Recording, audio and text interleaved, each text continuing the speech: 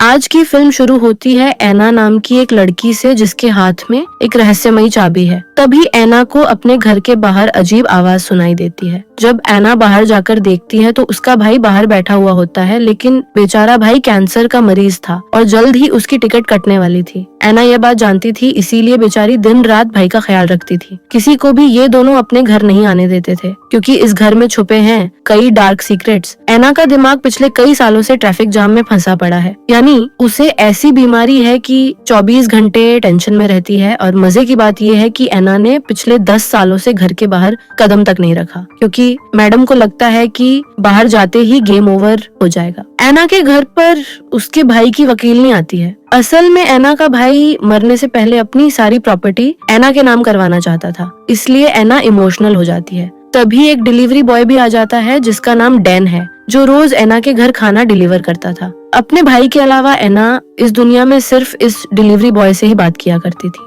अभी वह इस डिलीवरी बॉय से बात ही कर रही थी कि एकदम से उसे अपने भाई के कमरे से गिरने की आवाज आई। एना 100 की स्पीड में भागती है और जाकर देखती है कि उसका भाई बेड से गिर गया है। एना जल्दी से अपने भाई को उठाकर बेड पर सुला देती है और अपने भाई के साथ ही पूरा दिन बिताती है। रात होने पर एना अपने रूम में सो जाती है। तभी आधी रात में उसका अलार्म बजने लगता है। एना जल्दी से उठकर अपने भाई के रूम में जाती है और देखती है कि भाई टपक गया है। इस हादसे के बाद एना पूरी तरह से बिखर जाती है। वैसे भी उसके मम्मी पापा तो पहले ही नहीं थे और अब उसका आखिरी सहारा उसका भाई भी उसे छोड़ के चला गया। अब एना रेस्क्यू वालों को बुलाकर डेड बॉडी को घर से भेज देती है, जिसके बाद वह पूरे घर की अच्छे से सफाई करती है। जब आज सुबह भी डिलीवरी बॉय आया तो रोज की तरह एना से बात करने की कोशिश की, लेकिन आज एना फूट फूट कर रोने लगती है। डैन भी परेशान हो गया और घर के अंदर आया। उसने एना से कहा कि तुम इस घर को बेचकर कहीं और चली जाओ, लेकिन एना कहती है मैं ये घर नहीं छोड़ सकती, मेरी सारी यादें इस घर से जुड़ी हैं। तब डैन उसे बताता है मैं भी एक टाइम पे इस शहर से बाहर निकलना चाहता था, लेकिन मेरे पास पैसे नहीं थे और इसलिए आज तक इसी शहर में फंसा हुआ हूँ। उसकी ये बात सुनते ही एना भागकर अंदर गई और पैसों से भरा एक बैग लाकर उसके सामने रख दिया। मैं ना सही, तुम तो अपनी लाइफ बेहतर कर सकते हो, इसलिए ये पैसे लो और जाओ अपने सपने पूरे कर लो। लेकिन डैन ये पैसे नहीं लेता और वहाँ से चला जाता है। अगले दिन एना के भाई का फ्यूनरल था। एना फ्यूनरल के लिए तैयार हुई, लेकिन बीमारी की वजह से वो घर से बाहर ही नहीं निकल पाई, इसलिए एना चाहकर भी नहीं जा पाती। तो एना चाय बनाने के लिए केटल को गैस पर रखती है और इतने में ही उसे अपने घर के बाहर किसी गाड़ी की आवाज आई। एना जब खिड़की से देखती है तो उसे बाहर 3 चोर दिखते हैं जो एना के घर चोरी करने आए थे। चोरों को देखकर एना बहुत डर जाती है एंड बेड के नीचे छुप जाती है। तभी पीछे का दरवाजा तोड़ते हुए यह तीनों चोर अंदर आ जाते हैं। इन चोरों को पहले से ही पता था कि एना आज अपने भाई के फ्यूनरल पर जाएगी, इसीलिए वो बड़े आराम से एना के घर में घूम रहे थे। लेकिन तभी उन्हें किचन से कुछ आवाज सुनाई देती है। चोर तुरंत समझ गए कि एना घर पर ही है, इसलिए अब ये सब एना को खोजने लग गए। लेकिन एना इनसे बचने के लिए ऊपर भाग गई। जब एना बेडरूम में थी तब एक चोर रूम में आ गया।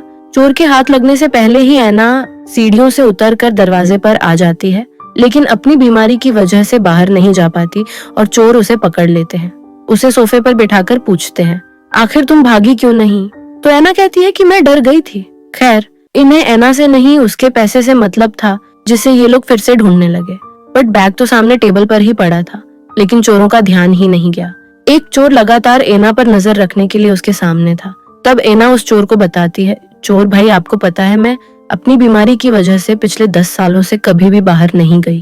लेकिन चोर को एना की बात पर यकीन नहीं हो रहा था, इसलिए चोर एना को जबरदस्ती खींचते हुए घर से बाहर ले जाता है और घर से बाहर जाते ही सच में एना की हालत खराब होने लगती है, यहाँ तक कि उसके कपड़े भी खराब हो जाते हैं। और तो और उसे दिखाई देना ही बंद हो गया था। एना की चीखें सुनकर बाकी के चोर भागकर आए और उसे अंदर ले गए। अब चोर एना को जबरदस्ती कपड़े बदलने को कहते हैं, लेकिन एना की हालत इतनी खराब हो चुकी थी कि उसे होश नहीं था। इधर बाकी 2 चोर दोबारा से पैसे ढूंढने लग गए और पैसे ढूंढते हुए ये लोग बेसमेंट में पहुंच जाते हैं, जहां पर 2 अजीब से दरवाजे थे जिनका कोई हैंडल नहीं था। इन्होंने जब इन दरवाजों को खोलने की कोशिश की तो इन्हें पता चला कि वो बुरी तरह से जाम है। शायद ये वही कमरे थे जिनको छुपाने के लिए एना और उसका भाई किसी को भी इस घर में आने नहीं देते थे। यहाँ अब चोर दोबारा से एना को कपड़े बदलने को कहता है, लेकिन एना जब उसकी बात नहीं सुनती तो उसे गुस्सा आ जाता है और वह खुद ही उसके जबरदस्ती कपड़े बदलने लगता है। तभी वहाँ डैन आ जाता है। डैन ने आते ही इन चोरों को पहचान लिया, क्योंकि ये चोर डैन के ही दोस्त थे। एना को लगता है कि डैन भी इनके साथ मिला हुआ है, इसलिए एना वहाँ से भाग जाती है। डैन का शोर सुनकर बाकी चोर भी आ जाते हैं। तभी चोर डैन को मारकर बेहोश कर देते हैं। क्योंकि डैन इनके साथ नहीं था, वो तो बेचारा एना को देखने आया था कि आखिर एना अपने भाई के फ्यूनरल में आई क्यों नहीं, जब चोर एना को ढूंढ नहीं पाते। तो एक चोर एना को धमकी देता है, खुद ही बाहर आ जा वरना मैं तेरे तोते को मार दूंगा। एना जब बाहर नहीं आती तो चोर हथौड़ी मार के उसके तोते को मार देता है। तभी डैन को भी होश आ जाता है, इसीलिए चोर उसके हाथ बांध देते हैं। दूसरी तरफ एना को एक चोर ने देख लिया। अब वो चोर इससे पहले कि एना को पकड़ लेता, एना तुरंत उसके गले पर अटैक कर देती है और वो चोर वहीं मर जाता है। कुछ देर बाद बाकी बचे हुए दोनों चोरों को बेसमेंट से अजीब सी आवाजें सुनाई देती हैं। एना उस मरे हुए चोर की बॉडी को बेसमेंट में घसीटते हुए लेकर जा रही थी।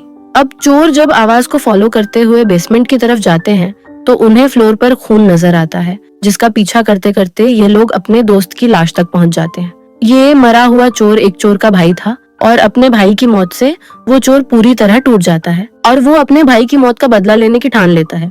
तभी दूसरा चोर एना को बिना हैंडल वाले दरवाजों के पास देखता है और उससे पकड़ने के लिए जाता है, लेकिन एना वह दरवाजा बंद करके भागते हुए इसी बेसमेंट में बने हुए एक कमरे में जाती है और जो हमने फिल्म की शुरुआत में चाबी देखी थी उसी चाबी से एक बॉक्स खोलती है और एक लीवर उठा देती है। लीवर के उठते ही बेसमेंट में जाने वाली सारी सीढ़ियां बंद हो गईं और दोनों चोर जो अपने साथी को ढूंढते हुए बेसमेंट तक आए थे वो दोनों बेसमेंट में ही बंद हो जाते हैं।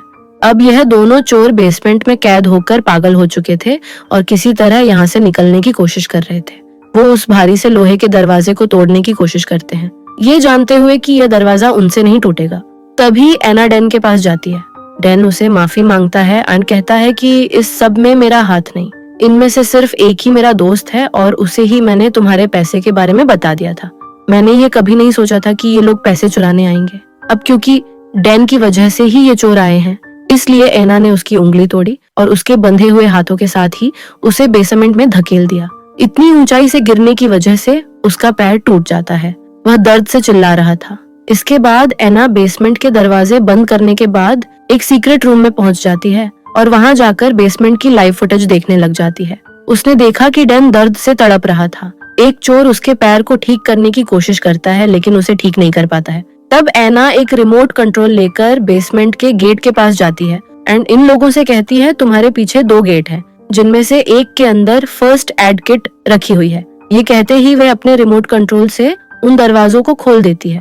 जब एक चोर फर्स्ट एड किट लेने उस रूम के अंदर गया तो फौरन ही एना ने उस रूम को बंद कर दिया। चोर गुस्से से तिलमिला उठता है और देखता है कि ये रूम बिल्कुल वैसा ही है जो ऊपर एना का रूम था। तभी दूसरा चोर दरवाजा तोड़ देता है, लेकिन जब अंदर गया तो उसने देखा कि रूम में 2 बड़े बड़े फ्रिज थे, जिन्हें खोलने पर उसके होश उड़ जाते हैं क्योंकि फ्रिज के अंदर काफी सारी लाशें थीं। वो डरकर बाहर जाने लगा।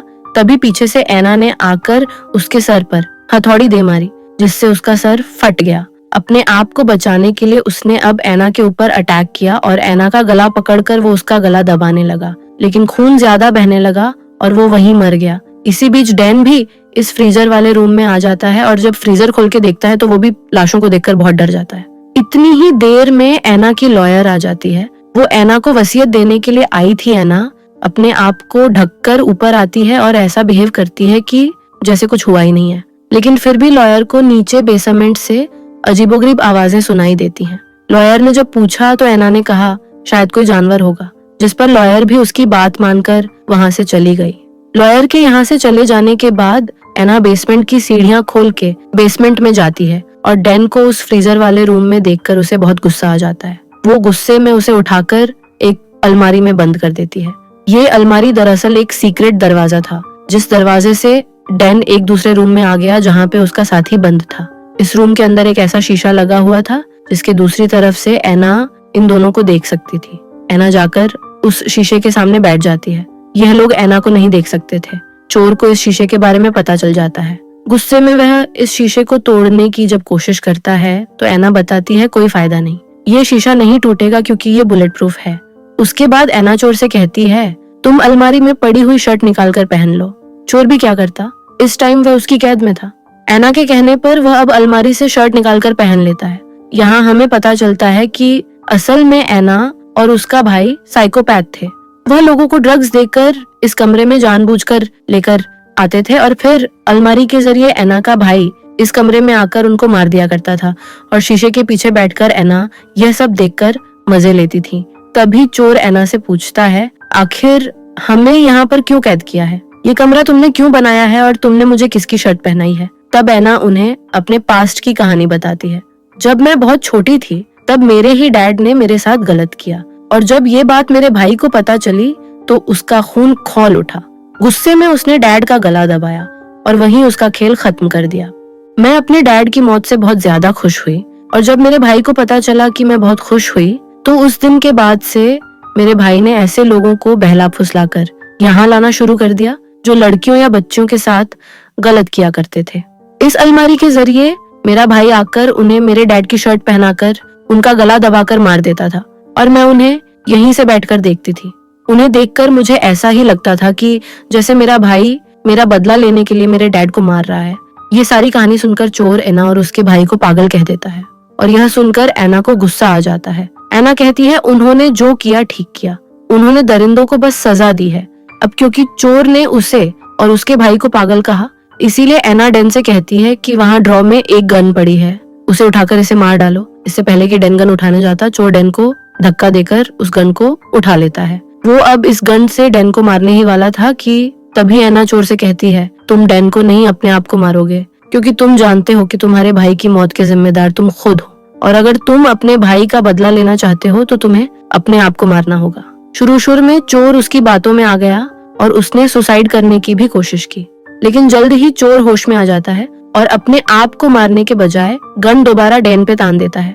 एना नहीं चाहती थी कि उसकी वजह से डेन मारा जाए, इसीलिए वो अब रिमोट कंट्रोल से दरवाजा खोल देती है जिससे यह दोनों आजाद हो जाते हैं। लेकिन तभी चोर को याद आ गया कि उसने तो अपने भाई की मौत का बदला लेने का ठाना था, लेकिन डैन उसे समझाता है, यहाँ से चल, मेरे भाई अगर अंदर जाएगा तो मारा जाएगा। लेकिन चोर उसके मुंह पर गुस्सा मारकर अंदर चला जाता है। अब चोर घर के अंदर जाकर पेट्रोल डालने लगा ताकि एना को जिंदा जलाकर अपने भाई का बदला ले सके। लेकिन तभी एना उसके सामने पैसों से भरा एक बॉक्स ले आती है, लेकिन चोर कहता है, अपने पैसे अपने पास रख, और जबरदस्ती एना को पकड़ने लगता है। एना उससे बचने के लिए भागी, लेकिन फिर भी चोर ने उसे पकड़ लिया और उसे कहा, मैं अपना भाई का बदला लेने के लिए तेरे साथ वही करूंगा जो बचपन में तेरे डैड ने किया था। वो एना के साथ जबरदस्ती करने लगता है इससे पहले कि वह कुछ कर पाता। डैन आकर उसे पकड़ लेता है। इसी मौके का फायदा उठाकर एना उसकी पॉकेट में रखी गन निकाल लेती है और चोर को तुरंत गोली मार देती है। डैन ने यह मर्डर अपनी आंखों के सामने होता देखा था। वो जानता था कि अगर उसने थोड़ा सा भी कुछ कहा तो वह खुद भी मारा जाएगा, इसीलिए चुपचाप वो घर से बाहर चला जाता है।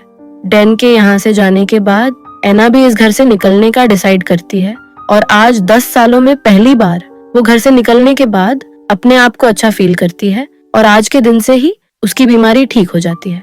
एना ने अब जिंदगी की एक नई शुरुआत करने का फैसला लिया और एक माचिस की तिल्ली जलाते हुए अपने इस घर को और अपने पास्ट को जला दिया। इसके बाद ये फिल्म यहीं खत्म हो जाती है। आप लोगों से एक क्वेश्चन है, प्लीज कमेंट करके जरूर बताना कि आपकी नजर में एना के भाई ने सही किया या गलत। प्लीज बिना बताए मत जाना।